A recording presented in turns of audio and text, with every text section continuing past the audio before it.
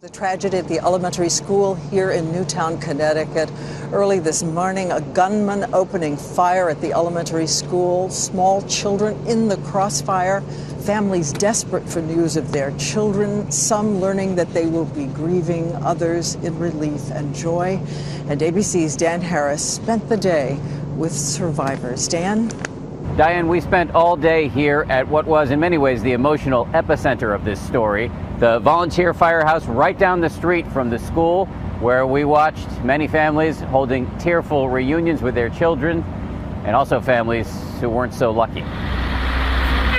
All day long here at the firehouse where the students were kept safe after the shooting, an urgent parade of parents coming to pick up their children. This is 8-year-old Alexis Wasik and her mother. You were in there, Alexis? Yes. What happened? Nothing really much.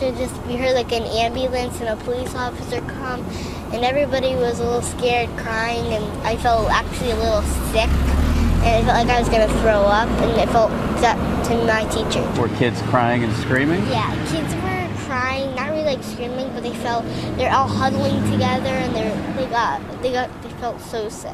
Her mom says when she arrived at the firehouse, Alexis was already with her father. And he had her in his arms, and and I'm crying, and so she just goes, "Mama, I'm okay, I'm here."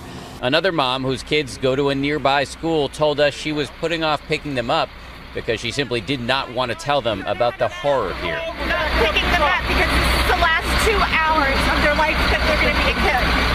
We don't know much about the victims yet. There are those reports about the principal, Dawn Hochsprung, being among those who were shot. You can tell she loved her job. She loved the kids. Sandy Hook was a safe school.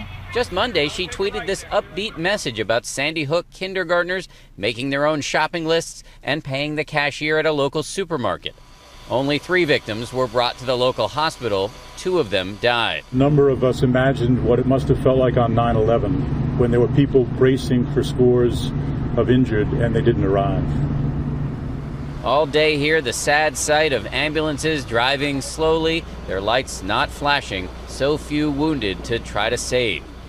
Even more sad, the knowledge that so many families who showed up to pick up their children today could not be reunited, a fact that is not lost on Alexis's mother. You count your blessings every day for what you have. Alexis, I'm really glad you're okay. I'm really glad you're okay. You're pretty tough. We are too. You're pretty tough. Adding to the shock here tonight is the fact that this place is such an unlikely venue for violence, a classic small, sleepy southern New England town where tonight they are following another part of the all too familiar script after these mass shootings. They're coming together to hold candlelight vigils.